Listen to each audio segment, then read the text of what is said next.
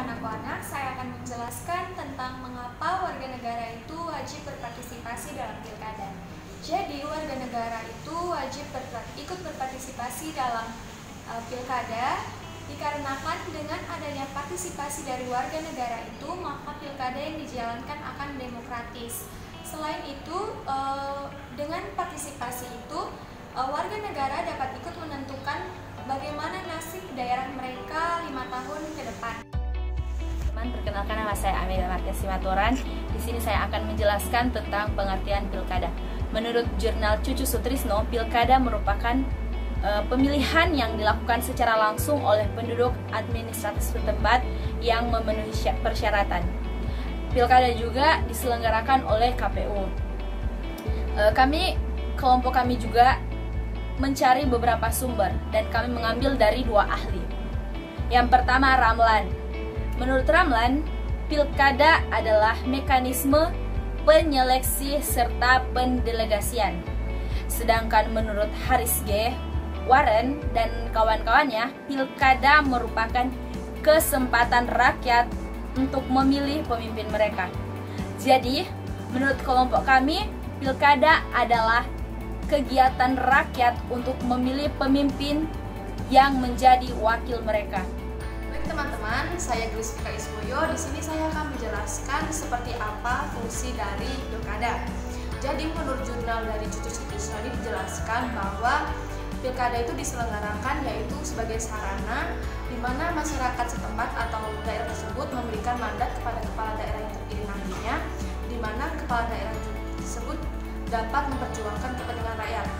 Dan pendapat ini juga didukung oleh pendapat dari Abdul Asri, di mana dengan diselenggarakannya pilkada ini juga merupakan sebagai sarana kedaulatan rakyat, di mana rakyat ikut berpartisipasi dalam memilih kepala daerah, di mana juga kepala daerah itu nantinya dapat menunjukkan atau memperjuangkan dari kepentingan dari masyarakat tersebut. Saya Katarina Kaize. Sebelum kita lanjut ke materi selanjutnya, kita perlu mengetahui terlebih dahulu apa itu warga negara dan juga siapa saja yang bisa disebut sebagai warga negara Indonesia. Menurut Kurniatmanto S., warga negara adalah anggota dari suatu negara yang berkedudukan khusus di negaranya dan memiliki timbal balik terhadap negaranya. Kemudian menurut Undang-Undang Nomor 12 Pasal 1 Ayat 1 Tahun 2006 menyatakan bahwa warga negara adalah orang-orang bangsa Indonesia asli dan juga orang-orang bangsa lain yang telah disahkan dengan undang-undang sebagai warga negara Indonesia. Perkenalkan, nama saya Joshua Leonardo. Di sini saya akan menjelaskan mengenai partisipasi politik. Partisipasi politik ialah suatu kegiatan seseorang atau sekelompok orang dalam mengikuti kegiatan politik secara aktif dengan jalan memilih pemerintah dan secara langsung maupun tidak langsung mempengaruhi kebijakan pemerintah ataupun disebut dengan public policy. Perkenalkan, nama saya Faisal Sake. Saya akan menjelaskan partisipasi politik warga negara itu apa sih? Partisipasi politik warga negara adalah keikutsertaan masyarakat dalam demokrasi. Nah, bagaimana contoh partisipasi masyarakat dalam bidang politik? Contoh partisipasi masyarakat dalam pilkada adalah dengan mempergunakan suaranya untuk memilih calon kandidat. Jadi masyarakat mempergunakan suaranya untuk memilih calon kandidat yang akan dipilih, yang nantinya akan menjadi pemerintah yang bisa menyuarakan aspirasi. Masyarakat memilih tanpa ada dorongan dari orang lain dan memilih kandidat sesuai dengan hati nuraninya, yang nantinya diharapkan masyarakat kandidat yang terpilih bisa menyuarakan apa yang masyarakat inginkan. Perkenalkan, nama saya Magdalena Jublina Moikari dari grup kecil 21. Di sini saya akan menjelaskan mengapa sangat dibutuhkan partisipasi yang demokratis. Pertama-tama kita mengetahui bahwa Indonesia merupakan negara yang demokrasi. Menurut Eko 2003, sebuah pemilu atau pilkada akan terwujud dengan berhasil jika dilaksanakan secara demokratis, yaitu secara terbuka, secara jujur, secara adil, dan juga tidak ada intimidasi maupun lain sebagainya.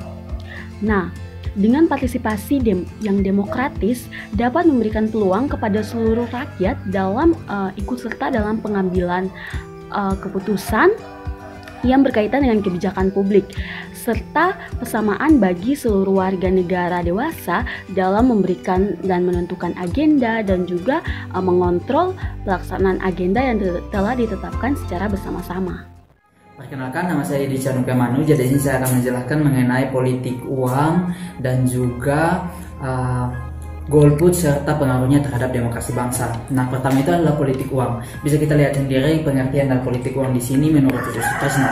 Jadi politik uang merupakan salah satu masalah yang cukup serius yang kita temukan pada saat melaksanakan pilkada. Politik uang menjadi salah satu bentuk upaya yang dilakukan oleh para bakal pilkada untuk membantu memenuhi suaranya agar bisa mendapatkan posisi yang diinginkan dengan begitu mudah dan cepat. Nah, dengan demikian, ketika masyarakat memberikan suaranya berdasarkan politik uang, semua tujuan dan cita-cita bangsa menjadi masyarakat yang demokratis tersebut akan terlihat sia-sia saja karena masyarakat tidak mampu menjalankan prinsip dasar kenegaraannya, yaitu negara yang demokratis. Nah, golput sendiri merupakan suara yang tidak digunakan pada saat melaksanakan pilkada. Yang ingin saya tanyakan kepada teman-teman dan kepada Bapak Ibu, apakah Bapak Ibu pernah terlibat dalam kegiatan dalam golput sendiri? Jika pernah terlibat, coba Bapak Ibu pikirkan, jika golput suara yang Bapak Ibu miliki dan Bapak Ibu pegang sendiri itu merupakan masa depan Bapak Ibu sendiri, apakah Bapak Ibu akan membuang masa depan Bapak Ibu sendiri dengan percuma dan sia-sia?